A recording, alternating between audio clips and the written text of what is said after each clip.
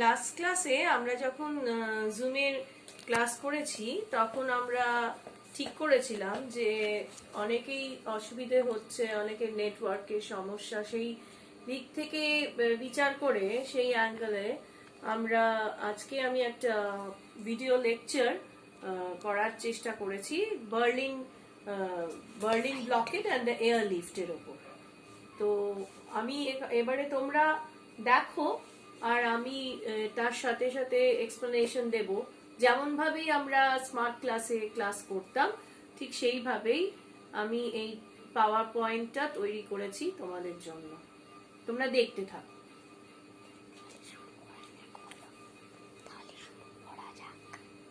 এবারে তাহলে শুরু করা যাক।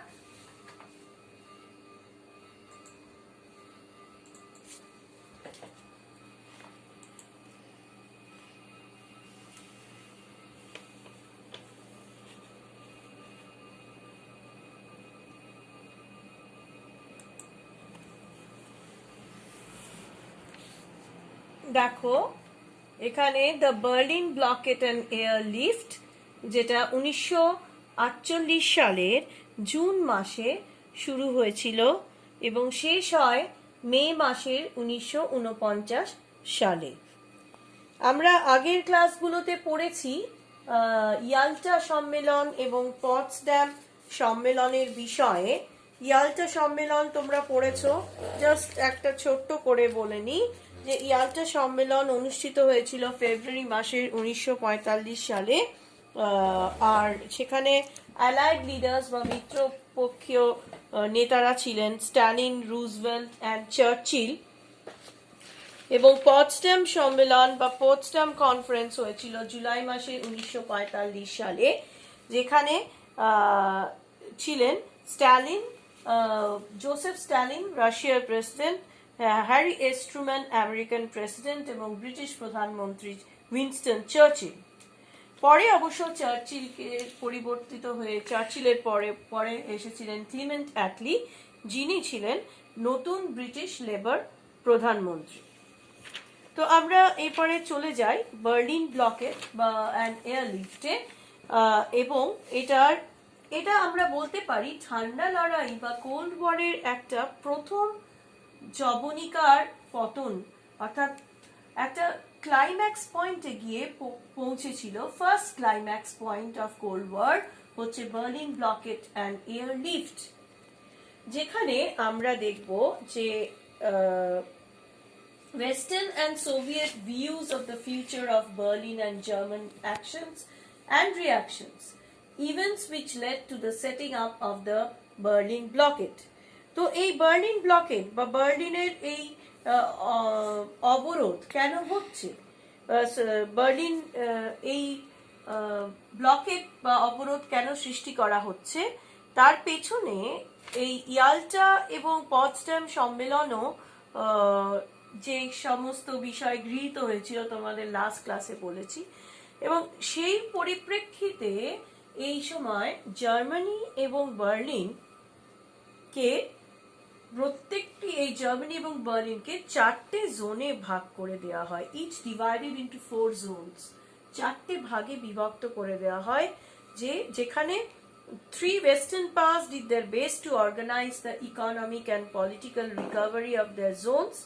Stalin determined to make Germany pay for all the damage inflicted on Russia, treated his zone as a satellite, draining its resources away to Russia.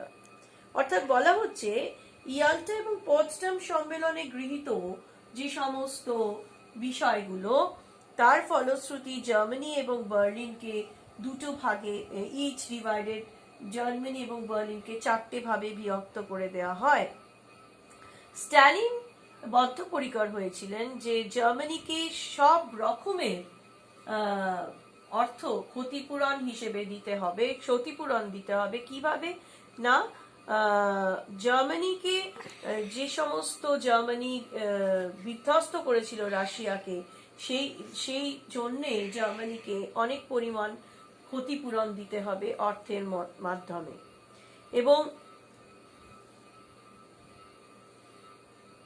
এবং Germany এই ক্ষতিপূরণ দিতে গিয়ে জার্মানিকে অনেক আর্থিক ক্ষতি হয়, প্রায় মানে শূন্যে এসে থাকে আর কি রাশিয়াকে এই আর্থিক ক্ষতি পূরণ দিতে গিয়ে।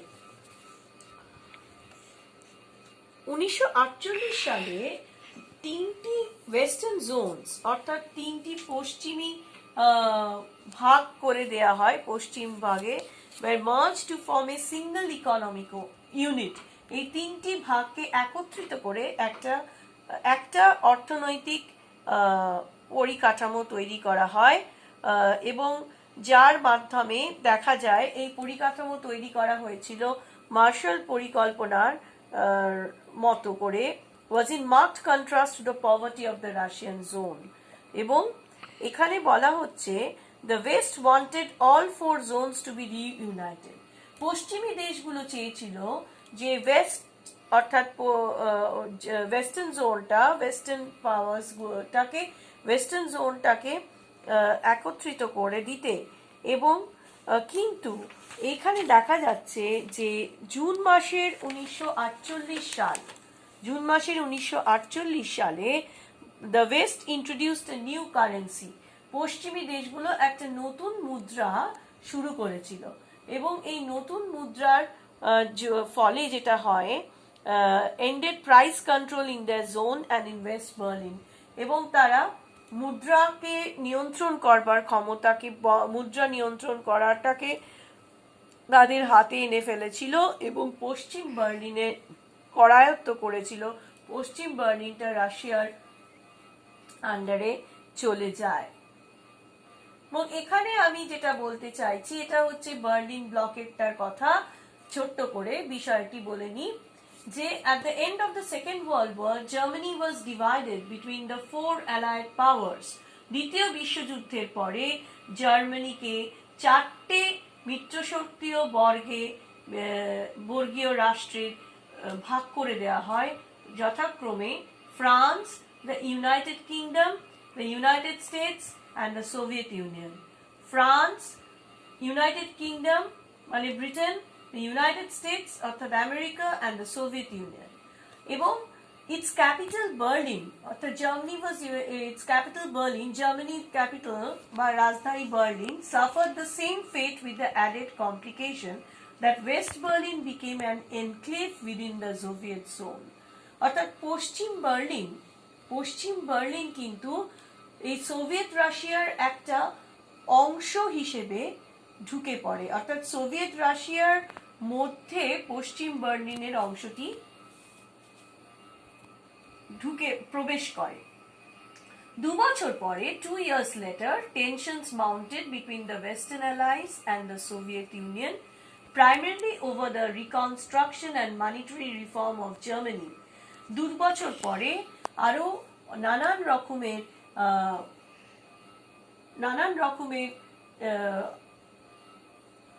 অস্থিরতা বাড়ে পশ্চিমী মিত্রশক্তিয় বর্গ এবং সোভিয়েত ইউনিয়নের মধ্যে।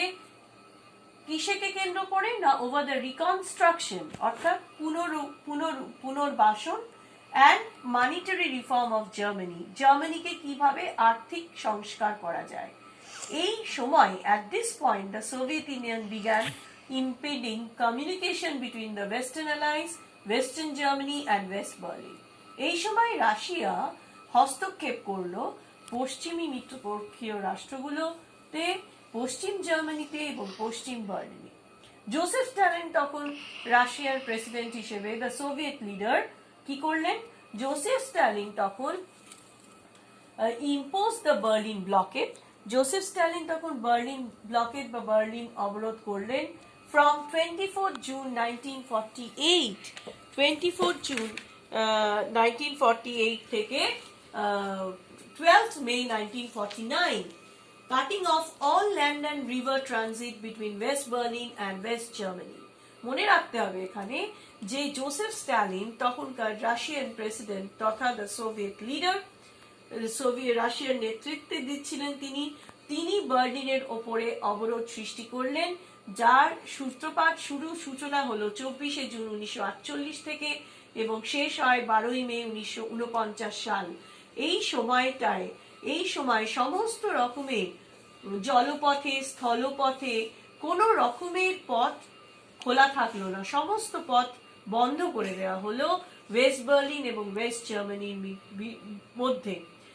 এছাড়াও the western alliance responded with a massive airlift to come to West Berlin's aid. এছাড়াও এই সময় পশ্চিমী মিত্রবর্গীয় রাষ্ট্রগুলো তখন তারা জার্মানির পাশে এসে দাঁড়ালো। কিভাবে না, তারা প্লেনের মাধ্যমে বিভিন্ন খাবার পৌঁছতে লাগলো, প্লেন থেকে ড্রপ করতে লাগলো West বার্লিনের Paschim বার্লিনে। One of the first major international crises of the Cold War period, the Berlin blockade exposed the deep ideological differences separating East and West.